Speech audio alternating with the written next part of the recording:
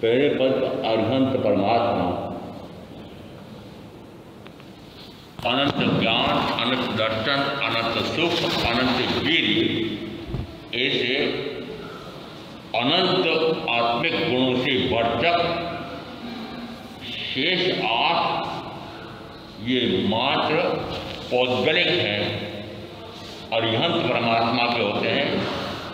एक भामंडल और 7 महाप्रातिहार्य देवों के समोषण की रचना में दूसरे पद पर सिद्ध परमात्मा अनंत ज्ञान, अनंत दर्शन, अनंत सुख, अनंत वीर, शायद सम्यक, अटल अवगाहना, अमूर्तिक और विवृत, ऐसे 8 गुणों के धारा। यदि गुणों की संख्या में जाओ तो 5 पदवियों में से, 5 पदवीधारियों में से सबसे कम गुण है सिद्ध परमात्मा। संख्या की महत्ता है, संख्या की महत्ता है क्या? संख्या की महत्ता गिनो तो सिद्ध परमात्मा की मात्र 8 है, सबसे कम। परंतु एक एक गुण कैसा है कि ज्ञान कितना कि अनंत, जानना स्वयं को, अपने आप को, कब तक कि अनंत काल तक। दूसरी अपेक्षा से जानना लोक और अलोक सर्व को, लोक तो परिसीमित है परंतु अलोक असीमित है।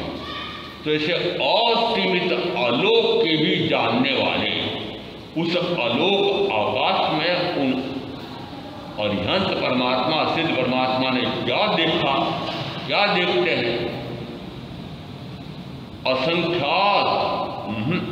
असंख्यात तो लोक में अनंत पुद्गल प्रदेश, अनंत प्रदेश जो कौन से है कि वे आकाश अमूर्त है, इस कारण से अनंत अमूर्त प्रदेशों को जानने वाले, देखने वाले, लोकालोक के ज्ञाता। इसका अर्थ हुआ कि एक एक गुण कैसा है। ज्ञान गुण अनंत स्वरूपी, दर्शन गुण अनंत स्वरूपी, सुख गुण कैसा है कि ऐसा सुख कि जिसका कभी भी अंत नहीं आए। आपके 5 इंद्रियों के माध्यम से जो सुख भोग रहे हो, अंत आता है?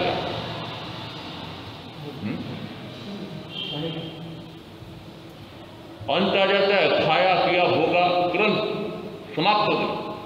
वह सुख कायम रहता है क्या? यदि देशी घी का बादाम का हलवा खाया तो कितनी देर तक आपके जीभ पर स्वाद रहता है? इसका अर्थ है कि ये जो आप 5 इंद्रियों के भोगों का सुख भोगते हो वह तो क्षणिक है, क्षणवर्ती है। क्षणमेत्त सुखा भूकार दुखा पगाम दुखा अणिगाम सुखा संसार मुक्त विपक भूया खाणी अनिथाणु काम भोगा अरित्य कामे परिवयंते अहे रायो परितप्त माणे अन्नपमति धर्मे समाणे पपति उच्चम पुरुषे जरत्या। उत्तरादि सूत्र में 2 गाथा आई है। ये काम भोग कैसे है, काम भोग कैसे? पूर्व की गाथा में आया है एक काम भोग शल्य है। आज यहाँ क्या है, ये काम भोग कैसे है कि क्षणवर्ती है, क्षण मात्र का सुख देते हैं। यदि देशी घी का बादाम का हलवा जीभ पर रखो, एक अग्रभाग पर थोड़ा सा स्वाद की ग्रंथियों के कारण से आपको स्वाद का अनुभव आता है। उस अग्रभाग को काट कर फेंको,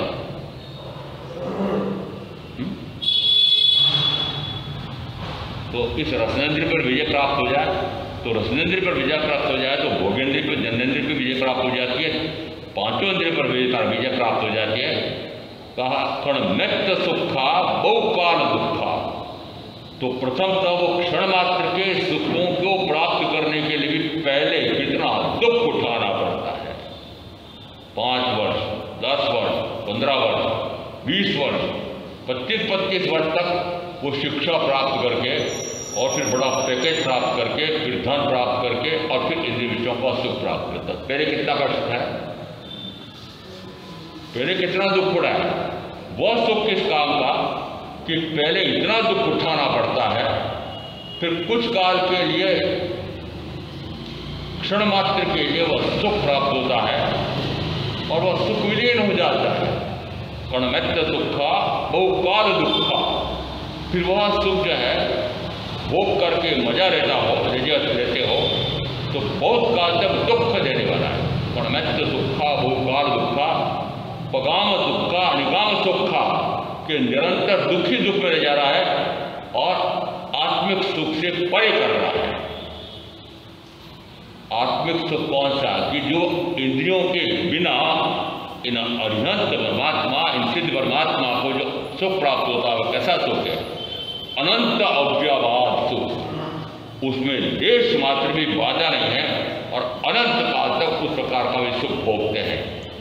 कर्णमैत्य सुखा बहुकाल दुखा भगाम दुखा अनिगाम सुखा, संसार मुक्त विपक्क भूया। ये चतुर्विध संसार को निरंतर बढ़ाने वाला है और मोक्ष सुख से विमुक्त करने वाला है। संसार मुक्त, और फिर आगे कहा कि अनंत काल तक निरंतर दुख देने वाला। कर्णमैत्य सुखा बहुकाल दुखा भगाम दुखा निगाम सुखा, संसार मुक्त से विपक्क भूया। खाणी अनर्थानी काम भोगा, ये काम और भोग अनर्थ की खान है। अनर्थ यानी आप जो अर्थ उपार्जन कर रहे हैं वो अर्थ उपार्जन कर रहे हैं कि अनर्थ कर रहे हैं? अनर्थ कर रहे हैं। आत्मा का तो अनर्थ हो रहा है, अर्थोपार्जन आत्मा का तो अनर्थ हो रहा है। इसका अर्थ है कि जो आप कर रहे हैं वो सारा क्या है? वो सारा अनंत काल तक पुनः दुख देने वाला है, अनर्थ की खान। अनित्य कामे परिवहनते अयो रहो परितप्त माने। अनियत काम, आपके काम नियत है, कितने काम और कितने भोग। तीन इंद्रियों के माध्यम से कामना और दो इंद्रियों के माध्यम से भोगना। ऐसे इन काम और भोगों की तृष्णा कितनी है, वासना कितनी है, अनंत, पूरी होती नहीं है। अनादि से एक से लगाकर पांच इंद्रियों का एक मिली होगी, दो मिली होगी, तीन मिली होगी, चार मिली होगी, पांच मिली होगी, उनका भोग भोगते भोगते अनंत काल हो गया। क्या उन भोगों की प्राप्ति हुई तो संतुष्ट हुई?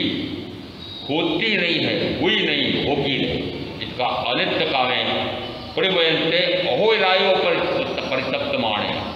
परिवहनते ने परिव्रत है, घेरे में घिर गया है, मकर जाल में फंस गया है, चक्रों में फंस गया है। कौन से चक्रों में? कि पांच इंद्रियों के भोगों के कारण से चतुर्विध चक्र में फंस गया। अनित्य कामे परिवहनते, दिन रात परिव्रत, दिन रात परितप्त, दुखी, क्लेशित, यहाँ तक कि हताशा हो जाती है, निराशा हो जाती है, निराशा से हताशा हो चला जाता है, मानसिक अवसाद हो जाता है, पागल हो जाता है। इसमें इन भोगों की प्राप्ति में यदि भोग के सुख साधन नहीं न मिले या वंचित हो जाए, जहर की गोलियां खाकर मर जाता है। अटकाने का अनित्य कामे परिवहनते अहोय रायु परितप्त माने, रात दिन परितप्त रहता है। अहोय रायु, रात दिन परितप्त रहता है, 24 घंटे परितापित रहते हैं, दुखी क्लेशित रहते हैं। जो मजदूर काम करते हैं खेत खलियान में, सड़कों पर होते हुए,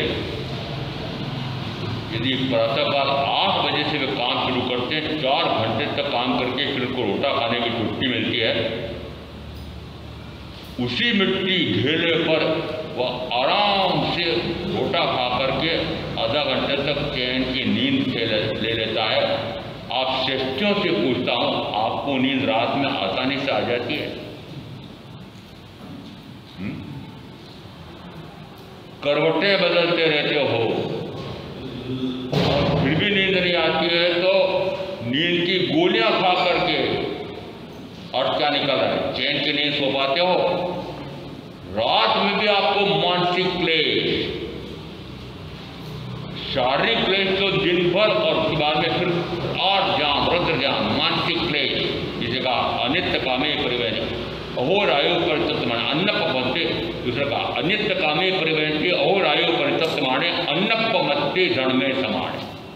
और ऐसा अनियत कामों के कारण से धन कमाने में वो क्या कर रहा है, अन्य अन्य अन्य के लिए धन कमाते कमाते बूढ़ा हो जाता है और मर जाता है।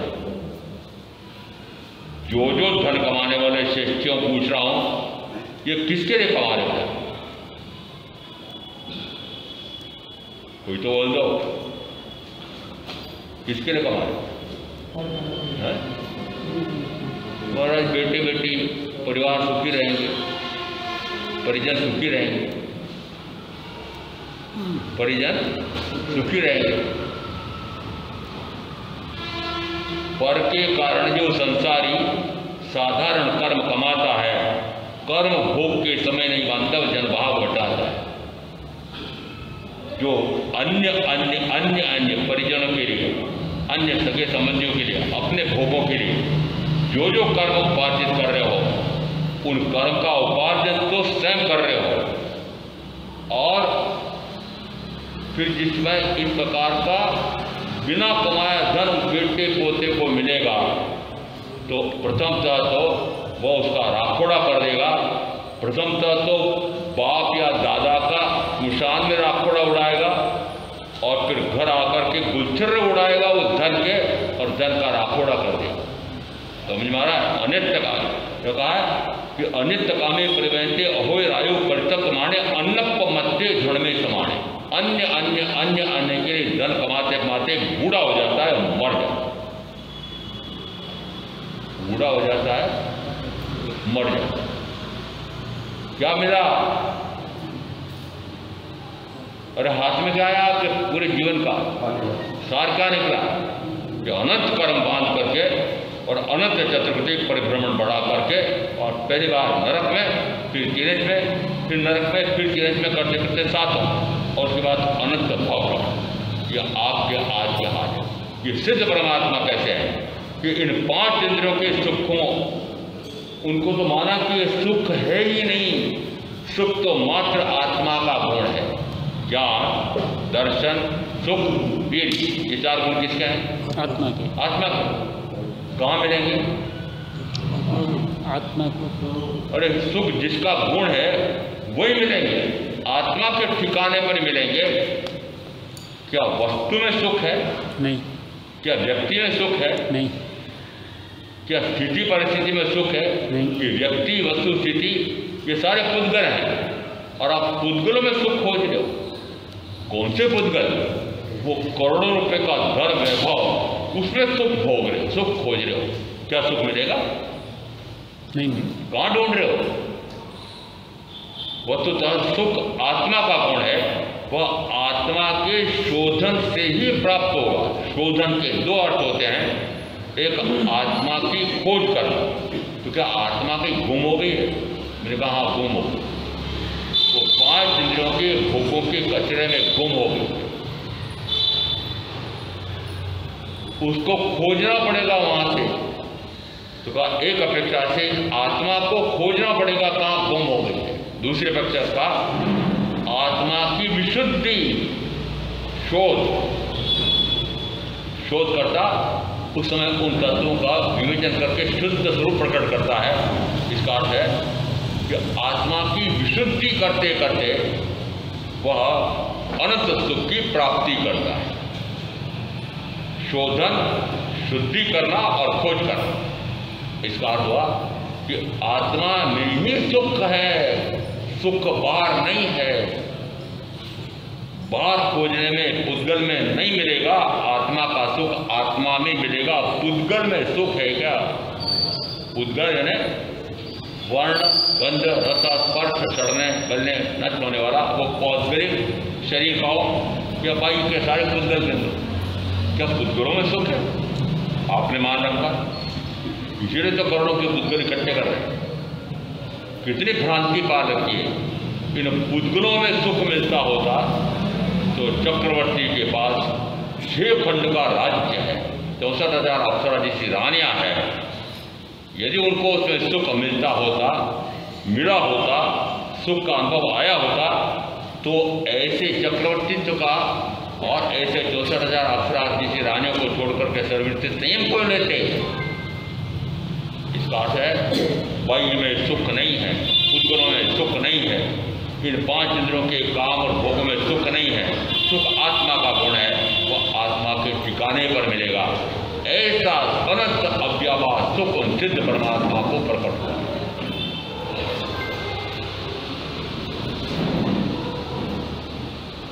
साहिक सम्यक तो अटल अवगाना आमूर्तिक अनवगुण, आचार्य के 36 गुण, उपाध्याय के 25 गुण। कल इनका वर्णन हुआ था, थोड़ा सा विवेचन भी हुआ था। अब चल रहा है साधु भगवंतों के साधु में यदि पुरुष लिंग में आया है तो स्त्रीलिंग में समझ लेना, कानून में भी ऐसा होता है, आगम में भी ऐसा ही है। 5वें पद पर आप जो वंदन करते हैं उसमें क्या है? सर्व साधुओं, साधुओं का वर्णन नहीं, और सर्व यानी लोक के सर्व साधुओं को। लोक में न जाने कितने साधु सन्यासी हैं, उन सबको पंचमावर किनको? अरे लोक में मात्र ये भरत क्षेत्र है, महाविद्य क्षेत्र में जो है, महाविद्य क्षेत्र भी, महाविद्य क्षेत्र में कितने हैं?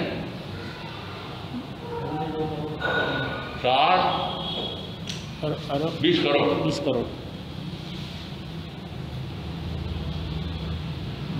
2 करोड़ जोगने 20 करोड़, कितने साधु साथ महाविद्य क्षेत्र। इसका अर्थ है कि यदि आपने मेरे तो अमुक नामधारी गुरु, उनको मानता हूँ, अमुक संप्रदाय के प्रमुख, उनको मैं अपना गुरु मानता हूँ, तो एक गुरु को माना तो ये असंख्य इस प्रकार के गुरु उनको अमान्य कर दिए।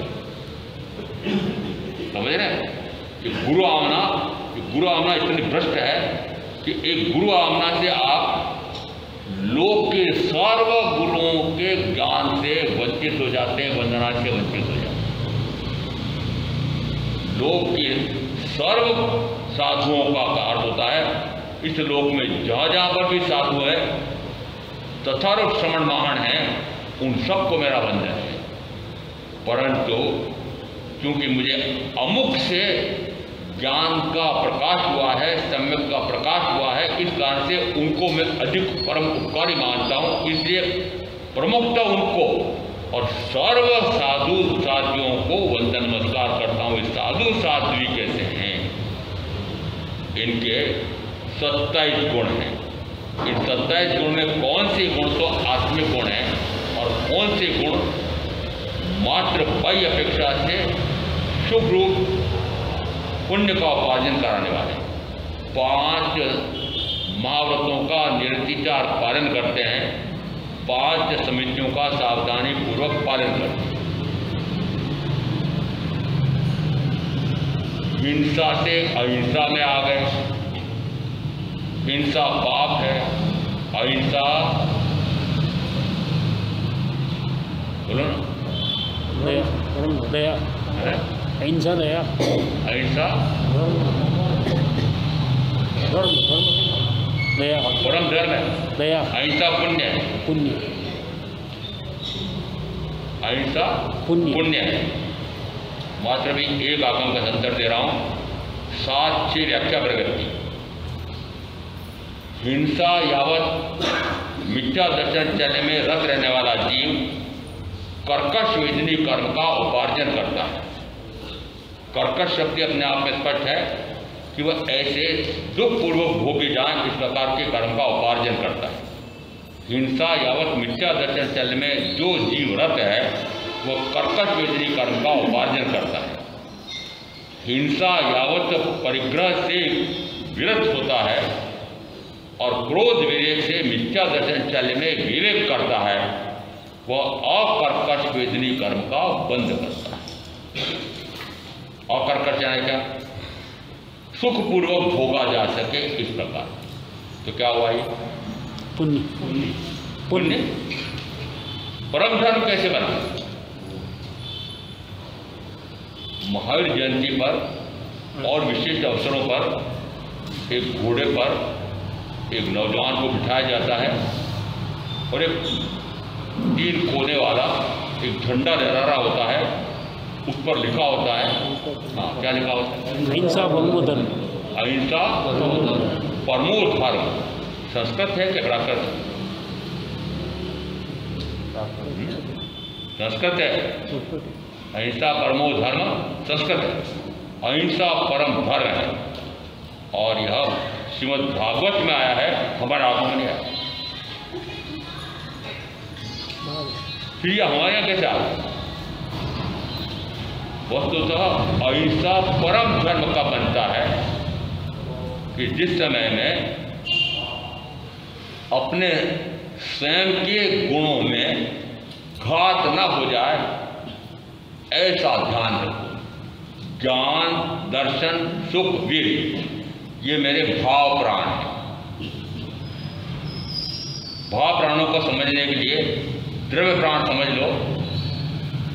5 इंद्रिय बल प्राण, मन बल प्राण, वचन बल प्राण, काय बल प्राण, श्वासोच्छ्वास बल प्राण और आयुष बल प्राण। ये 10 द्रव्य प्राण किससे जुड़े हुए हैं? शरीर से। शरीर का ना श्रोतेंद्रिय बल प्राण, चक्षुंद्रिय, ये किसके हैं? शरीर के। शरीर के हुए ना, तो शरीर के गुण है। इसका अर्थ हुआ ये 10 प्रकार के हैं कि जो शरीर के गुण है। श्वासोच्छ्वास किससे लेते हो? शरीर से। शरीर से ले लो, नासिका से। आयुष बल किसका है? शरीर का। शरीर का। तो 10 किसके हुए? शरीर के। शरीर के हुए। इसका अर्थ है कि ये जो 10 द्रव्य प्राण हैं, इन 10 द्रव्य प्राणों वाले जीवों की हिंसा न करना, हिंसा न करना या रक्षा करना, यह पुण्य है। पुण्य। और इन 10 प्रकार के न्यूनतम 4 प्रकार के द्रव्य प्राण किसके? आत्मा के। मात्र 4 द्रव्य प्राण किसके? आत्मा के। आत्मा के। एकेंद्रीय। 6 किसके? बेंद्री। 7 किसके? तेंद्री। 8 किसके? चौंद्री। 9 किसके? पंचेंद्री असन्नी। 10 किसके? असन्नी की जगह सन्नी पंचेंद्री। ये 10 द्रव्य प्राण है। इन 10 द्रव्य प्राणों की हिंसा न करना, दुखी न करना, उसको कहते हैं पुण्य। पुण्य। यदि इन 10 प्राणों के धारण करने वाले जीवों को दुखी करना वह पाप है, तो सुखी करना पुण्य। पुण्य। तो फिर ऐसा धर्म क्या कब बनेगा कि यदि मैं अपने भाव प्राणों की रक्षा करूं। भाव प्राण कौन से हैं? आत्मा के। ज्ञान, दर्शन, सुख, वीर्य। ये किसके गुण हैं? आत्मा के। आत्मा। इन गुणों की हानि किससे होती है? भावों से। ज्ञान गुण में हानि कैसे होती है? अशुभ भाव, अशुभ भाव। अपने उस अनादि के ज्ञान गुण से मैं अपने आप को तो जानता नहीं हूँ और शरीर आदि पराये को अपना जानता हूँ। उस समय मेरे ज्ञान गुण की हानि, हिंसा हो। हानि ज्ञान गुण का घात। ज्ञान गुण का घात होता है। उसीलिए कहा ये ज्ञान गुण का घात करने वाला कर्म कौन सा? कि ज्ञानावरणीय कर्म, दर्शनावरणीय कर्म, दर्शन गुण की घात करने वाला मोहनीय कर्म, आत्मा के परम सुख उसको विकृत करने वाला, और अंतराय कर्म आत्मा के वीर्य गुण को विकृत करने वाला। इसका अर्थ है मेरे स्वयं के भाव प्राणों की हानि, हिंसा, उसको कहा जाता है विभाव में जब जाता हूं तब मेरे इन भाव प्राणों की हानि होती है। विशेष आवश्यक भाष्यकार कहते हैं विभाव परिणामों सा हिंसा। विभाव परिणामों सा हिंसा। वैभाविक परिणाम जिस समय होता है उस समय मेरे भाव प्राणों की हिंसा होती है। यदि मैं अपने भाव प्राणों की रक्षा करूं तो कैसे हो? स्वभाव में कि विभाव में न जा करके और स्वभाव में स्थिर रहे। तो स्वभाव में स्थिर रहना यह हिंसा और अहिंसा से ऊपर वह परम अहिंसा धर्म।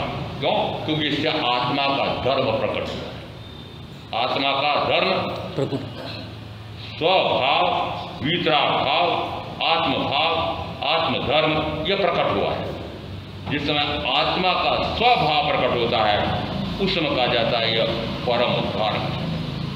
इसलिए यहाँ शब्द बना है अहिंसा परमो धर्म। और ये अहिंसा परमो धर्म ये किसके प्रकट हो सकता है?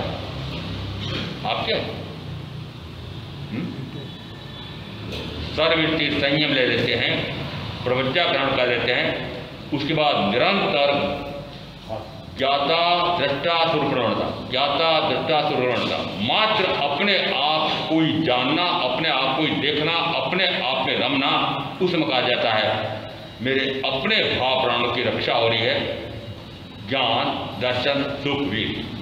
और जिस समय शरीर आदि को अपने रूप जानता हूँ ज्ञान गुण की घात हो रही है। जिस समय शरीर आदि को अपने रूप देखता हूँ दर्शन गुण की घात हो रही है।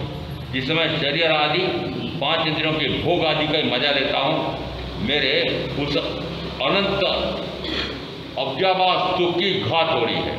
और जिस समय मैं उपयोग इस शरीर पर या शरीर को इंद्रियों को सुख पहुँचाने वाले व्यक्ति उसके प्रति भाव जाता है, वो सुख उपजा रहा है इसलिए उसके प्रति राग का भाव, दुख उपजा रहा है उसके कारण से दुख का भाव होता है, द्वेष का भाव होता है, उसको कहा जाता है यह अंतराय कर्म के कारण से मेरा उपयोग सरागी दृष्टि पर चला गया, ज्ञान भी विपरीत चला गया, दर्शन भी विपरीत चला गया, सुख भी विपरीत चला गया और वीर गुण भी विपरीत चला गया।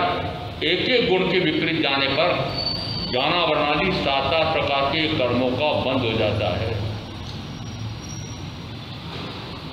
इसका अर्थ है कि हाँ ये जो शब्द आ रहा है कि साधु साधियों के गुण कौन से, तो 5 महाव्रतों का निरतिचार पालन पुण्य है। समझ आ गया? आगे बढ़ो, बोलो। नहीं आया तो फिर 2-4 उदाहरण और दे दो आपको। हिंसा यावत मिथ्या दर्शन चल्य, ये तो आ गया 7 से व्याख्या कर बैठे। फिर आया जो हिंसा यावत परिग्रह में रत रहता है वह असाता वेदनी कर्म का बंद करता है। जो हिंसा यावत परिग्रह से विरमण करता है वह साता वेदनी कर्म का बंद करता है। स्थानांक सूत्र का 5वां सूत्र, स्थानांक सूत्र का 5वां अध्याय और दूं। इसका अर्थ क्या हुआ?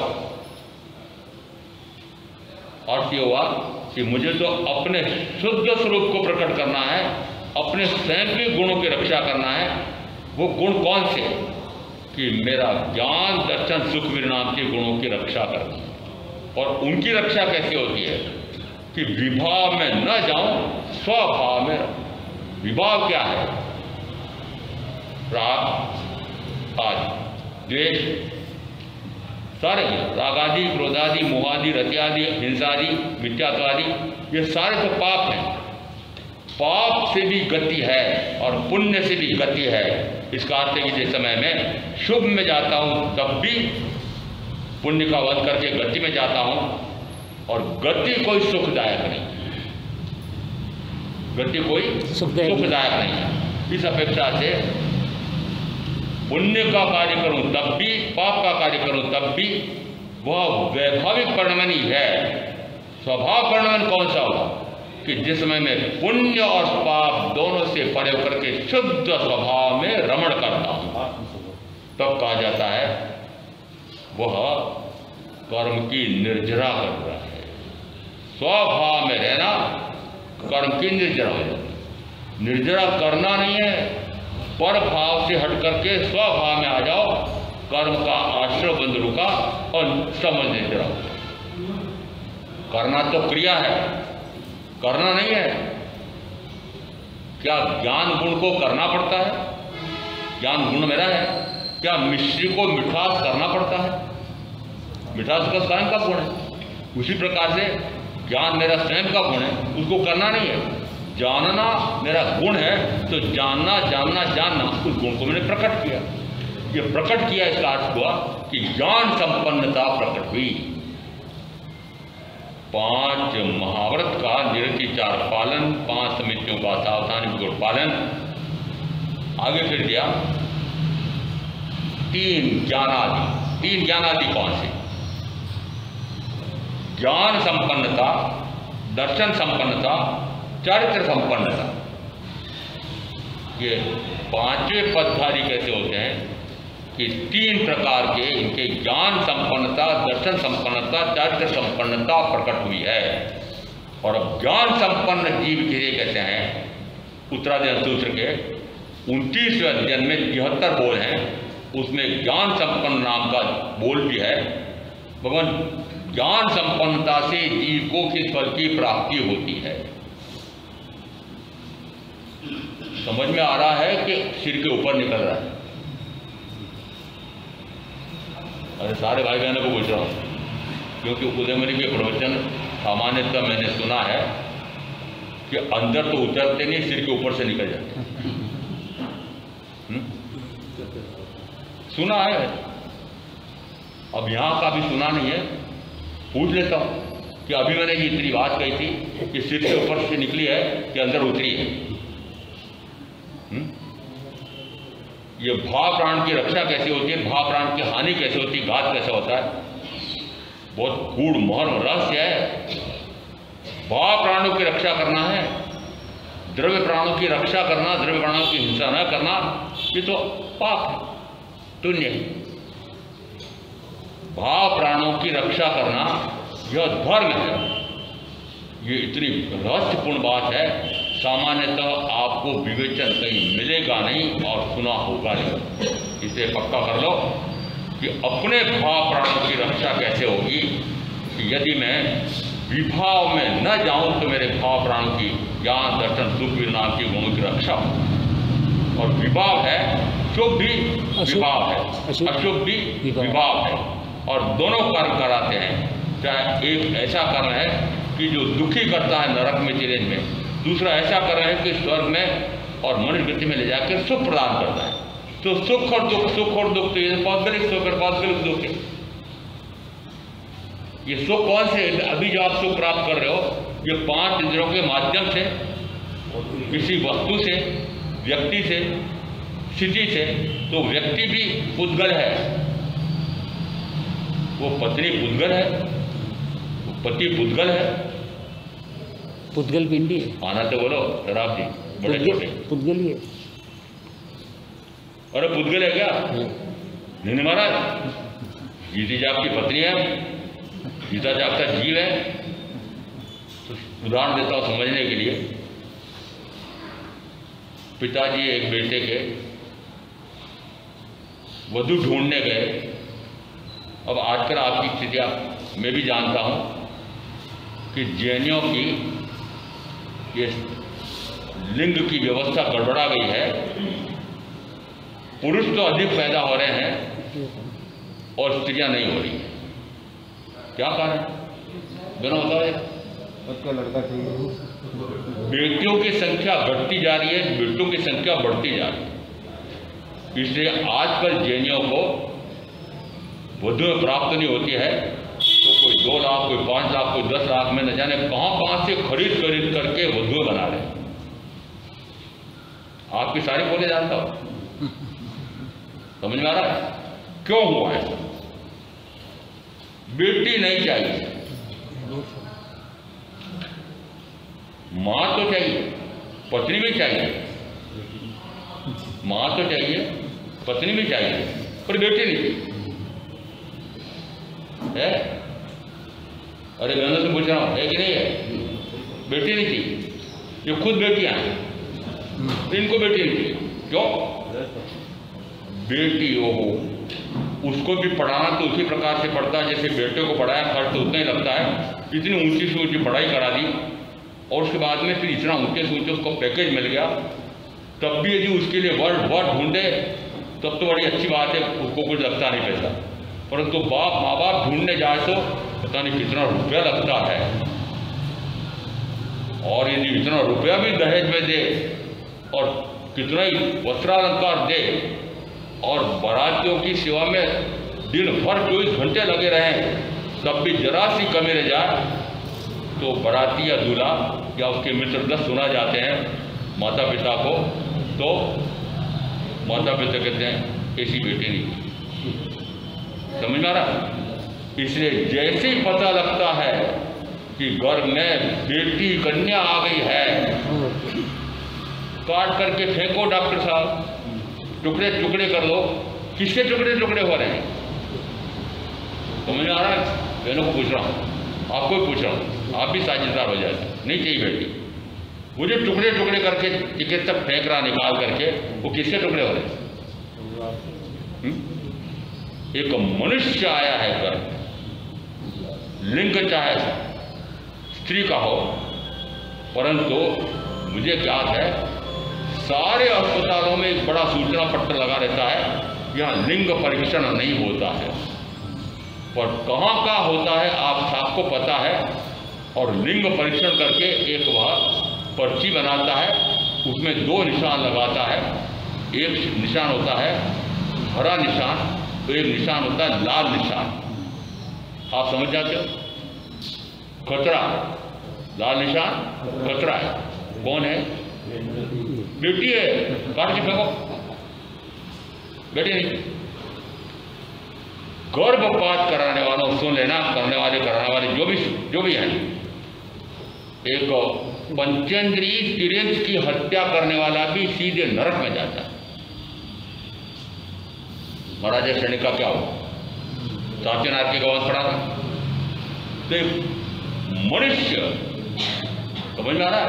मनुष्य है वो जो घर में आया है वह मनुष्य है, और उस मनुष्य के आप टुकड़े टुकड़े कर रहे हो तो हत्या हुई कि नहीं? गर्भ में मनुष्य की हत्या हुई कि नहीं? वो हत्या का पाप क्या होगा? सीधे नरक। विषांतर हो गया है। इस कारण से जब बेटियां नहीं मिल रही है तो एक बेटी का उन्होंने वधू के रूप में चुनाव किया, घर पर आके बताया। अब जिन ने कहा कि नहीं महाराज, मैं तो शरीर से नहीं, मैं तो पत्नी से, प्राण प्यारे से प्यार करता हूँ, यह भी शराब जी ने मुझे बताया।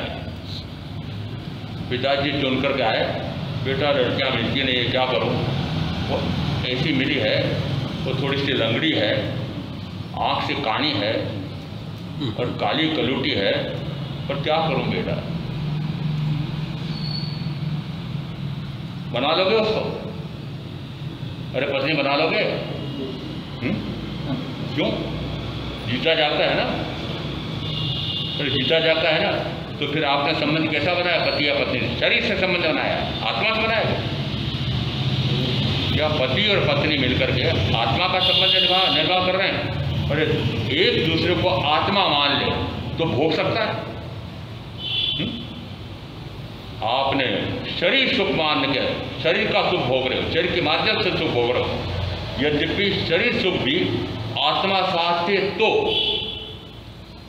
भोगने वाला भी आत्मा, भगवान में सहायता करने वाला भी आत्मा, शरीर माध्यम है।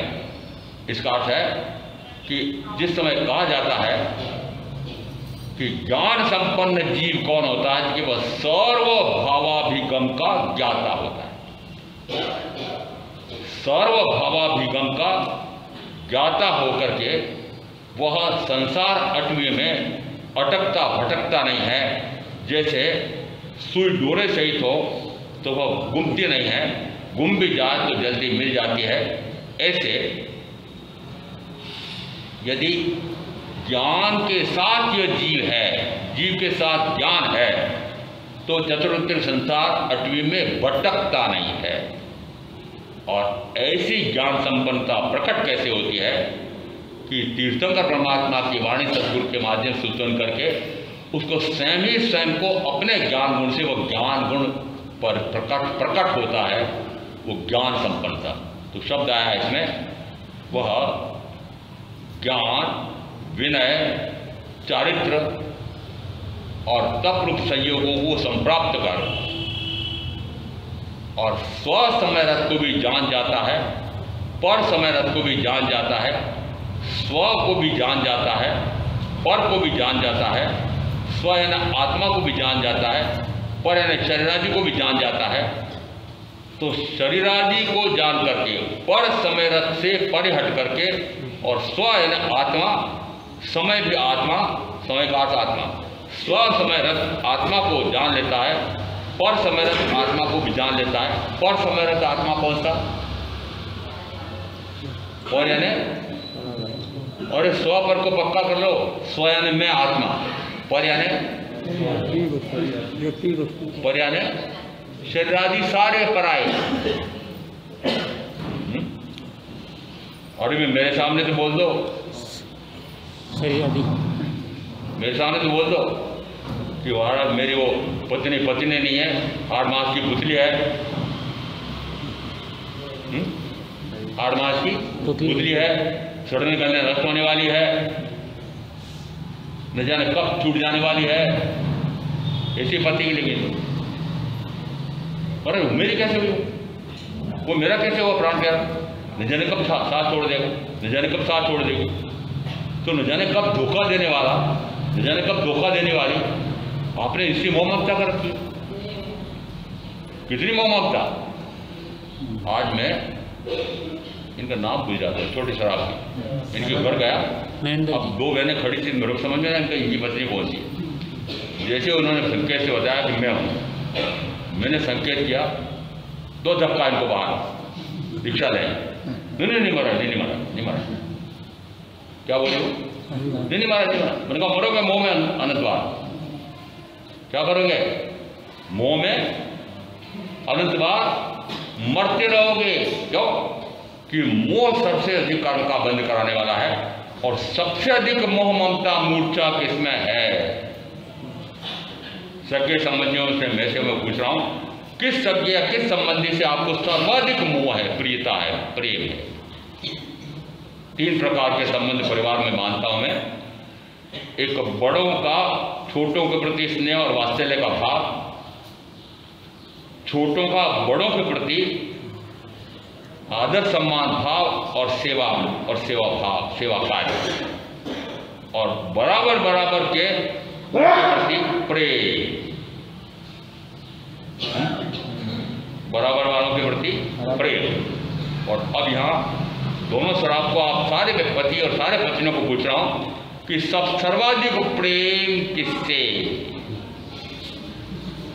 पति का पत्नी से और पत्नी का पति से। कहाँ जाओगे दोनों?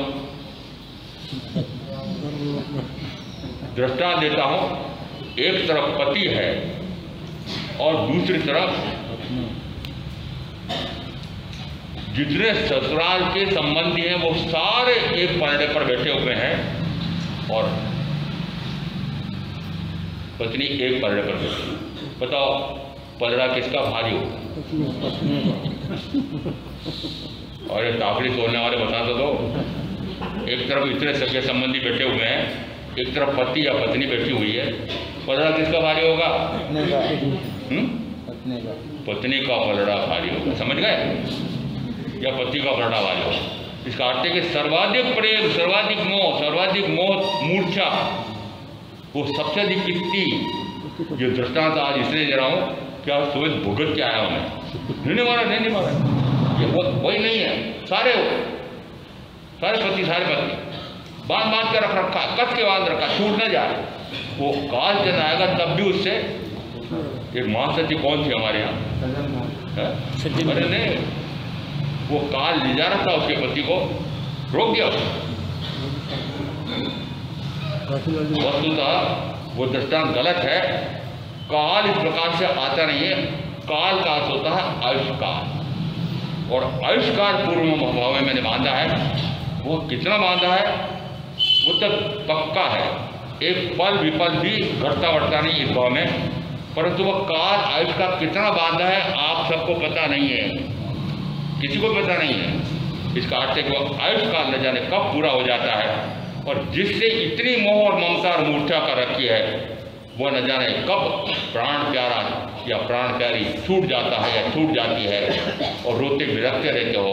और कर्मा जिस समय एक बहुत बड़े दलाल ने मुझे बताया,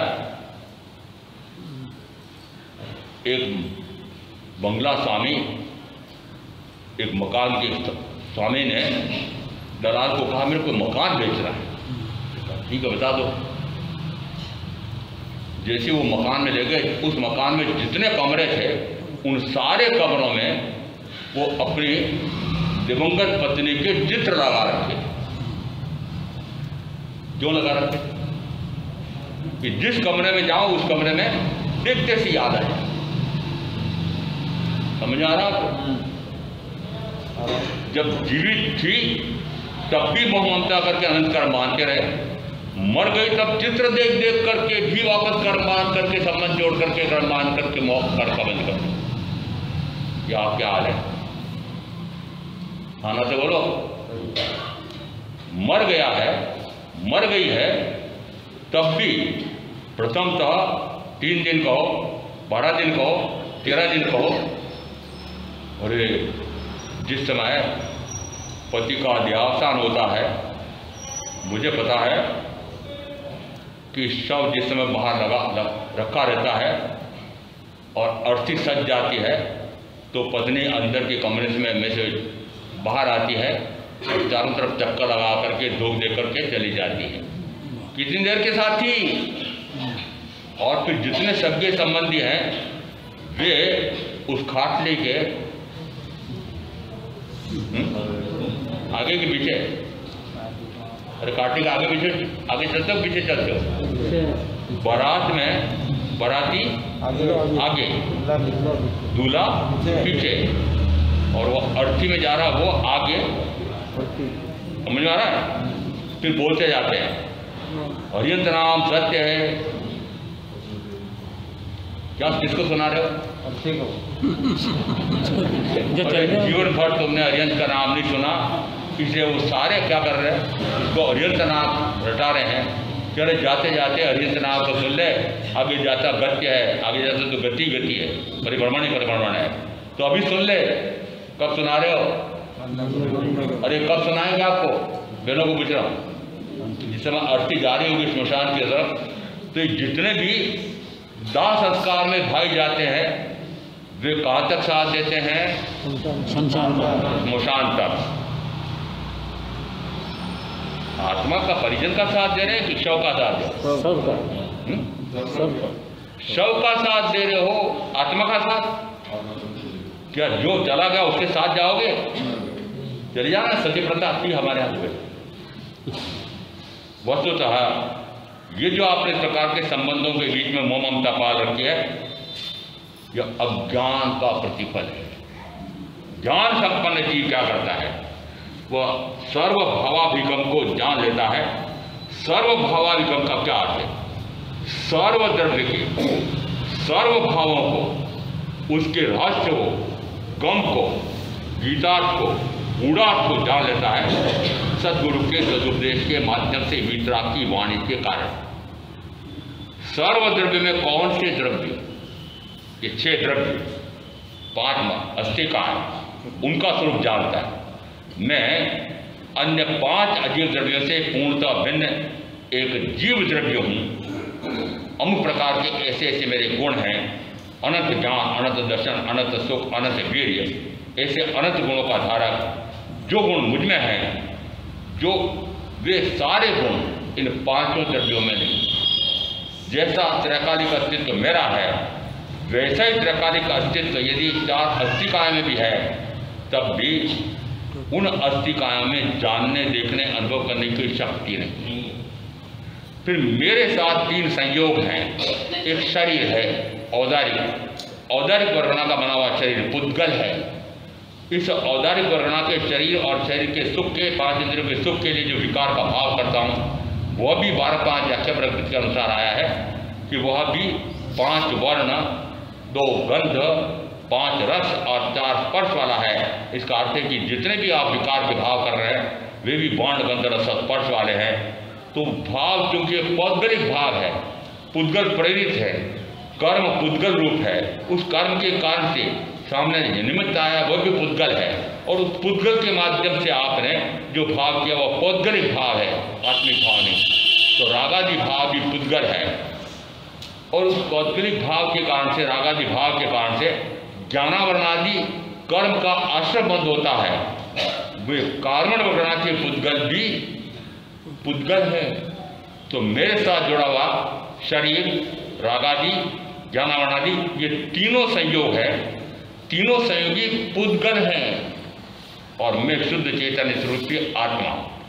तीनों संयोग निरंतर इनका वियोग होता है, संयोग वियोग संयोग योग, और मैं असंयोगी हूँ, असंग हूँ, एकाकी, अपने आप में दृढ़ ऐसा शुद्ध चैतन्य स्वरूपी सिद्ध समान एकाकी आत्मा। इसको कहा सर्वभावाभिगम की प्राप्ति हो जाए। सर्वद्रव्य के सर्व भावों को द्रव्य से, क्षत्र से, काल से, भाव से, गुण से, द्रव्य से, गुण से, पर्याय से जान करके वह सर्वभावाभिगम को प्राप्त कर लेता है। उसको हमने कहा वह शाब्दिक ज्ञान, शब्द के ज्ञान। प्रथम शब्द शब्द से ही सुनेगा, चाहे तीर्थंकर की वाणी सुने तब भी। शब्द भी, तीर्थंकर की वाणी भी शब्द रूप है, पर कोरा शब्द रूप नहीं है। ये जो मैं शब्द बोल रहा हूँ वो शब्द मात्र शब्द नहीं है, शब्द के साथ रहा हुआ कोई भाव है। ग्रहण किसको करना है? भाव को, शब्द नहीं, भाव को। शब्द तो सुनना पड़ेगा, पर शब्द के साथ रहे हुए भावों को ग्रहण करता है, और जब भावों को ग्रहण करता है तो उसके कारण से आत्मा को आत्मा का ज्ञान होता है।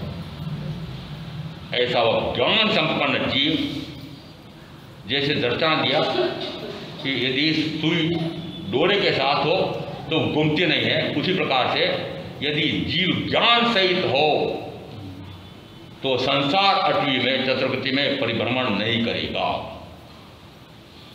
तो चतुर्गति के परिभ्रमण से बचना हो तो क्या क्या प्रकट करना पड़ेगा? ज्ञान संपन्न, ज्ञान संपन्नता। वस्तुतः मैं तो अनंत ज्ञान गुण संपन्न हूं, मैं तो अनंत ज्ञान गुण संपन्न हूं। वापस परीक्षा दे रहा हूं, किसने किसको पूछा, कौन से आगम में आया है, कौन से अध्ययन में, कौन सी गाथा में आया है, किसको याद? भाव अपेक्षा से जीव, भाव अपेक्षा से जीव अनंत ज्ञान पर्यवान, अनंत दर्शन पर्यावान, अनंत दर्शन पर्यवान, अनंत चारित्र पर्यावान, अनंत चारित्र पर्यवान है। कहाँ आया? अरे आपको प्रवचन देना पड़ता है, आप याद रखो सूत्र। पक्षकार कहता है मुझे क्या करना, कौन से अधिनियम में, कौन सी गाथा में, क्या कौन से वो उसमें आया है, मुझे तो आप मुझे क्या बता रहे हो? आप तो न्यायाधीश को बताना। मुझे इसलिए याद रखना है कि मुझे विशेष प्रकार से उसको समझना है।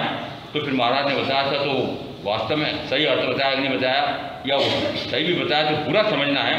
तो फिर मैं उस सूत्र को याद रखूंगा, 2-1 व्याख्या प्रकृति, और वहाँ जाकर ढूंढूंगा कि वास्तव में द्रव्य से, क्षत्र से, काल से, भाव से जीव का स्वरूप कैसा है, सिद्ध का स्वरूप कैसा है, पुद्गल इस शरीर का स्वरूप कैसा है, और भिन्नता का भेद ज्ञान करूंगा।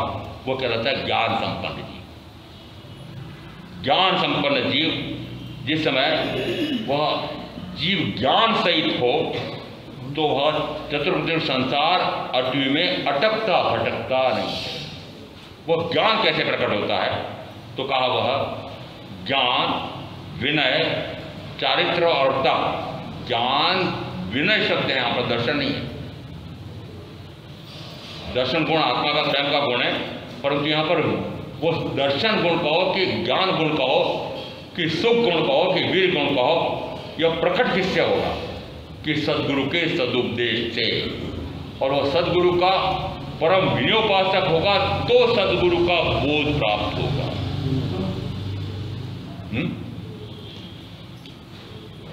बिना विनय के धनरूप जी के विद्यालय में भी विद्या नहीं मिलती।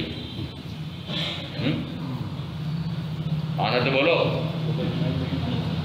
उद्दंड बच्चे को उसी प्रकार से पढ़ाते हैं जैसा बहुत विनीत बच्चा है।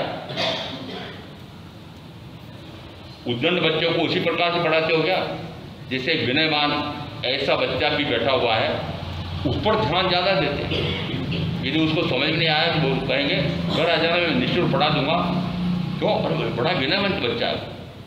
इसका अर्थ है कि ये सामान्य विद्या के लिए भी विनय के बिना वह प्राप्त नहीं होती है। तो आत्मविद्या परम विनयोपासना के बिना मिलेगी। इसलिए शब्द यहाँ पर ज्ञान, विनय, चारित्र और तप संयोगों को संप्राप्त करके वह स्व समय को भी जान जाता है, पर समय को भी जान जाता है। जो स्व यानी आत्मा, समय यानी आत्मा, इसका अर्थ है कि वह स्व को भी जान जाता है, स्वात्मा को भी जान जाता है, पर शरीर आदि को भी जान जाता है। दोनों के एकदम विपरीत स्वभाव हैं, दोनों एकदम विपरीत हैं। आत्मा और यह शरीर दोनों अनादि से भिन्न भिन्न रूपों में एक साथ रहते आए हैं, परंतु कभी भी यह आत्मा चेतन जड़ रूप हुआ नहीं और यह शरीर जड़ कभी भी पुद्गल चेतन रूप हुआ नहीं। जड़ भावी जड़ परिणय, चेतन चेतन भाव, कोई पलटे नहीं, छोड़ी आप स्वभाव। जड़ भावी जड़ परिणमे, जड़ पवया पुद्गल को एक बात, जड़ भावी जड़ परिणमे, जड़ जड़ रहा, जड़ भाव रूपी परिणमन करेगा, चेतन चेतन भाव ही परिणमन करेगा। जड़ कभी चेतन होता नहीं है, चेतन कभी जड़ होता नहीं। ये जड़ शरीर पौद्गलिक शरीर मेरे साथ अनंत काल से है। क्या मेरे एक भी आत्म प्रदेश को यह पुद्गल बना सका? नहीं कर सकते। और मेरे साथ ये पुद्गल अनंत काल से है, क्या मैं एक पुद्गल परमाणु को भी जीवत्व दे सका? नहीं। क्या नहीं?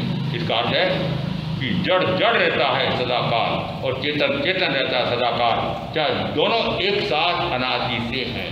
भिन्नता का भेद जाना, स्व को भी जाना, स्वात्मा को भी जाना, पर यानी शरीरादि को भी जाना, पराय को भी जाना। पराय को जानकर अपना कौन और पराया कौन, तो मैं आपको समझाने के लिए जरूर कहूँगा। गोचरी गया, वो आज जिनके यहाँ गया तो दोनों बहनें एक जैसी दिखाई दे रही थी। मैंने कहा कि इसमें देवरानी कौन है, जेठानी कौन है? फिर मैंने पूछा, भाई शराब जी आपकी पत्नी कौन है और आपकी भाभी कौन है? बोला ये तो मेरी पत्नी है, ये तो भाभी है। भेद कर लिया, ये तो मेरी प्राण प्यारी है, ये इतनी प्यारी हो है। और अंतर्ज्ञान नहीं क्या दोनों में क्या? आना तो बोलो। अरे जैसी वो प्राण प्यारी लगती है वैसी भाभी लगती है क्या? बेटा दिखाई दिया मेरे, देखो ये लगता तो ऐसा है बेटा। मैंने कहा बेटा नहीं महाराज, मेरे देवरानी का बेटा है, जेठानी का बेटा है, मेरा नहीं है। वहाँ अपना पराया का बड़ा भेद कर लेते हैं और यहाँ अपने पराया का भेद किया। मेरा तो मात्र शुद्ध चेतन स्वरूप आत्मा और शेष सारे पराये। वो संसार में आपने अपना पराया का भेद बड़ा अच्छा कर रखा है, पर यहाँ क्यों भूल जाते हो? मेरा कौन? आत्मा। बाहर में देखूं कि पंच परमेश्वरी मेरे, जब चाहूं जब मेरे सामने, जब चाहूं तब मेरे सामने। कैसे? भावों से। कैसे? भावों से। जिस समय मैं अरिहंत परमात्मा को जाना देखना चाहता हूँ, जाना कैसे होगा? अपने ज्ञान से। देखना कैसे होगा? अपने ज्ञान से। ये क्या है? ये मात्र ज्ञान गुण संपन्न है, दर्शन गुण संपन्न है। तो ज्ञान से इन ज्ञानी को पहचान हो जाती है। तो मैं अपने ज्ञान से इन पंच परमेश्वरी परमात्मा को जब जानना चाहूँ, देखना चाहूँ, इनमें रमना चाहूँ, उसी समय रम सकता हूँ। इसका अर्थ है कि बाह्य में दिखाई दे तो मात्र परमेश्वरी परमात्मा, और अंदर में देखो तो मात्र शुद्ध चेतन स्वरूप की आत्मा।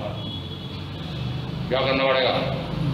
बाहर दृष्टि जाए तो मात्र परमेश्वरी पर, और अंदर जाए तो अपने आप पर। और क्या लिख रहा कि सबसे दृष्टि हट जाए, सबसे दृष्टि हट जाए। प्राण प्यारे की, प्राण प्यारे से दृष्टि हट जाए, प्राण प्यारे के प्रति दृष्टि हट जाए। तोड़ना है मुझे, क्या तोड़ना है? आपकी जोड़ियां तोड़ना है। क्या अध्यक्ष महोदय कैसे महाराज को ले आए, हमारे गृहस्थी जोड़ा रहे हैं। क्या जोड़े रखूंगा, जुड़े रहने दूंगा, अनंत कर्म का बंद करने दूंगा? क्यों? सबसे अधिक कर्म का बंध किससे? कि जिससे अत्यधिक प्रियता होती है उससे, जिससे अत्यधिक प्रियता होती है उससे अत्यधिक द्वेष। जिस समय राजा परदेशी की पत्नी को लगा कि न तो ये राजा राजकाज में रुचि ले, न भोगों में रुचि ले, ऐसा राजा किस काम का, ये तो मर जाए तो अच्छा, अब मरे तो आयुष है तब तक कहाँ से मरेगा। तो भोगों में, तो उसके भोजन में विष मिला दिया, कपड़ों में विष मिला दिया। वो प्राण प्यारी जिसको आप प्राण प्यारी मान रहे हो, जब तक उसका स्वार्थ सत्ता है तब तक वो प्राण प्यारी को मानती है, और जिस समय स्वार्थ की पूर्ति नहीं होती तो वो प्राण प्यारी प्राण लेगी होगी। ये दृष्टांत नहीं है, ये आगम कथा बता रहा हूँ। इसका अर्थ है कि जिन से आपने जितने घनिष्ठ संबंध बना रखे हैं राग के आदेश के, निश्चित माना कि अनंत कर्म का बंद कराने वाले हैं, और सबसे अधिक जिससे राग होता है उसी से सबसे अधिक क्लेश हो सकता है, ये भी पक्का मानो। जिससे अत्यधिक घनिष्ठता है, भाई और भाई, अत्यधिक घनिष्ठता, सहोदर, एक ही उधर से आए वो दोनों भाई, परंतु कहते हैं कि भाई भाई जैसे संबंधी नहीं, और भाई भाई जैसा वेरी नहीं। भाई भाई में कितना वैर हो सकता है? तो मात्र दिखाने के लिए कोई दृष्टांत देता है, वैसे नहीं, देख करके आया हूं, देख करके आया। अभी चोटसाट में देखा मैंने, 4 भाई एक मकान में एक साथ रहते हैं। विवाद तो सामान्यतः होंगे, क्यों होंगे? कि संपत्ति है, तो संपत्ति है तो निश्चित ही विवाद होते हैं। जिन ने संपत्तियां इकट्ठी कर रखी है, आपकी उपस्थिति में ही झगड़े हो जाएंगे, और बनने के बाद न जाने कितने लड़ेंगे वो सारे उत्तराधिकारी। समझ लेना, समझ लेना, सारे झगड़े छाटे ये संपत्ति के पीछे, जर जोड़ जमा। समझ में आया? क्यों इकट्ठी कर रहे हो? धन संपत्ति क्यों इकट्ठी कर रहे हो? मुझे पता है वो भवन, वह पोर जहां पर न जाने कितने भाई रहते थे, जीवन भर उसमें रहते रहते पता नहीं कितना झगड़ा करते रहे। वो झगड़ा करने वाले तो अनंत कर्म का बंद करके चले गए, और वो पोर सूनी पड़ी। उदयपुर में चातुर्मास था, एक भाई एक दिन बिलखने लगे, निकुंभ के रहने वाले थे, वो धींगों की पोल, डाडम वाली पोल में रहते थे। उसी में एक धींग मेरे भेनु साहब थे, कन्हैयालाल जी, वो बोला महाराज वो झींगों की पोल, वो डालने वाली पोल सूनी पड़ी है, रो रही है, वहाँ कोई रहने वाले समझ में आ रहा? कोई रहने वाले नहीं है। और जब तक वो रहते थे तब तक लड़ते रहे। मैंने कहा लड़ने वाले तो अनंत कर्म का बंद करके चले गए, और वह पोर कहो या भवन कहो या कोठी कहो या बंगला कहो या धन वैभव को, सारा यही रह जाता, सारा ढेर यही रह जाता है। वो धन वैभव का ढेर तो यहाँ रह जाता है, परंतु जिस धन वैभव को कमाने के लिए आपने अनंत कर्म का बंद किया, और आपस में लड़ झगड़ करके जितना कर्म का बंद किया, वो कर्म का बंद तो साथ जाएगा, और वो धन का ढेर यहाँ रह जाएगा। क्यों लड़ते मरते झगड़ते हो? वह तो धन कौन सा? क्योंकि ज्ञान रूपी धन, ज्ञान, अभी मैंने कहा धन आपके साथ जाएगा नहीं, पर क्या जाएगा? व्याख्या प्रकृति सूत्र के एक में आया है, ज्ञान यह भविक है, पर भविक है, भवो भव भविक है। कि ज्ञान वर्तमान में भी मेरे साथ रहता है, मेरा गुण है। ज्ञान परभाव में भी जाता है, भवो भाव में मेरे साथ जाता है। ज्ञान जाता है कि ज्ञान मेरा जो प्रकट हुआ है वो ज्ञान गुण प्रकट करके मैं शुद्ध होकर के अगले भाव में जा रहा हूँ। समझ आ रहा है कि ज्ञान मेरा गुण है, प्रकट करने की सामर्थ्य जो मुझ में है, निमित्त चाहिए केवली के वचन सद्गुरु का योग, और वो सारा मिला हुआ है। तो इस प्रकार से यदि वह ज्ञान संपन्नता को प्रकट करता है तो कहा जाता है ऐसी ज्ञान संपन्नता से उसी भाव में मोक्ष चला जाता है, ऐसा तत्व